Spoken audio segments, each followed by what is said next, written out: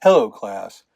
I'm going to go over the packet and I'm going to post this maybe like on letter size sheets of paper as PDFs, so it doesn't feel like too much you have to be exactly like this.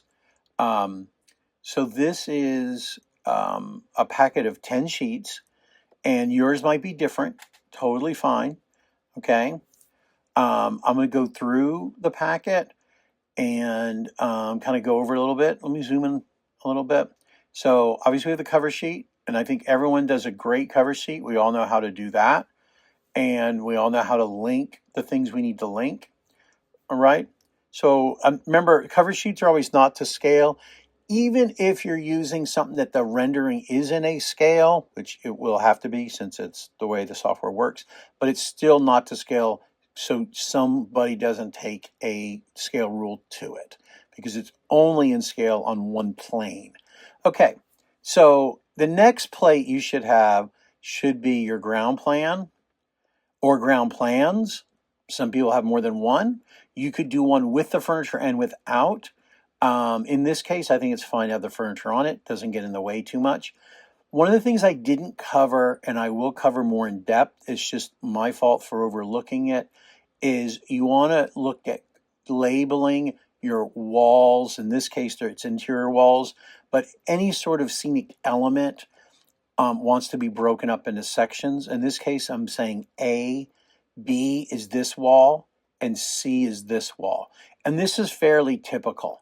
Let me go into the annotation and I'll show you. You don't have to do it exactly this way. This is how I do it. It's because that's how I've kind of was taught and I always have done it. Like A, this is a B, facing this wall. If I had no furniture in here, I'd probably have this B more in the middle. So a commercial shop, I normally get rid of the furniture for them. Regional theater, you can kind of do it either way. I take the furniture out for a commercial shop just to make it clear they're not bidding on that. Generally, it's totally a separate vendor that does the furniture. Um, in this case, here's the C for a C wall right here. Okay. Um, and you could break it up in other ways. You could break the B wall into two sections if you really felt you had to. But in this case, I think it's fine. It all fits on the sheet of paper. And you want to make those half-inch scale. I will do a separate video of how you do that because, again, I somehow made that mistake and forgot to go in depth on that. I won't make that mistake for the spring. Anyway, here we go. So that second page is ground plan. Almost always page 2 is a ground plan. And for some people, they like to call the cover sheet 0. So for them, it is page 1. 3, I am doing a centerline section. And normally, and I think for the spring, I might come up with a theater house. Okay. Sometimes you'll have the house drawing and it will have the sight lines and stuff. In this case, it's not that big of a deal. And here's the section drawing. Maybe you'll have the lights in it. If you're doing it in 3D and stuff, you'll actually put the lights in there. That's fine. I have not added the lights. I figured maybe over winter I'll look to see what Crystal did. Okay.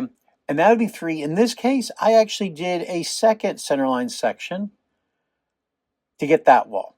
Is it important? Normally, the lighting designer, you ask them if they want both or if they're fine with just one. And usually now with doing 3D, they'll just need one because they're looking at it in 3D anyway.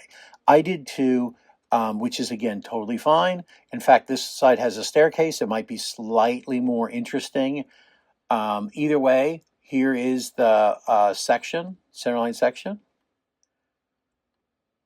I put in a full frontal elevation.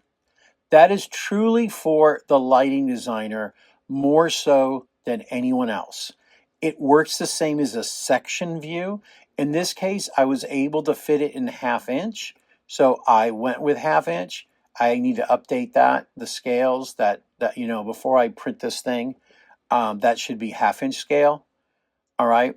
So, and that is essentially another type of if they figure out their side lighting, they will use that. Very, very important, especially in a thrust. Here is the part I did not cover. Okay, wall, this is like wall A, and there should be a ground plan underneath here. I will show you how you do that using your already drawn 3D drawing. Okay, again, this should be in 1/2 inch scale, so that I should really actually update and make this 1/2 inch scale. Elevation, wall elevations are almost always in a 1/2 inch scale or larger. I'm sure there's exceptions, for something really, really big, but definitely you should make it at least 1/2 inch scale. You want them easy to read, easy to pull dimensions from. Okay. All right. Wall B, and we could actually cover this because this is like off stage, and I'll show you how you cover it for PDFs without having to delete your 3D stuff. Here's wall C. Okay, going with the fireplace. And again, this should be in a 1/2 inch scale. Here is a technical drawing. It's a detailed drawing, but it is kind of technical. And I've heard a lot of you doing the furniture, which I thought I said don't worry about the furniture, but that's totally fine. If you're doing the furniture, that could be your technical drawing. If you have more than one, put in more than one. That's really kind of your choice. Absolutely. If you've done a chair, a couch, if you did a detail of the practicals are good and we should have those. If you haven't done the practicals, that's fine. Okay. And last, I put in the light plot. Okay. I didn't put it in. I will get crystals from what she's doing and add it in for the spring semester. Unfortunately, I guess they'll get a little bit better examples. I think she's doing in 1/4 inch scale. Okay, but I'll work with Crystal on that. So that is what you should really have, about 10 sheets.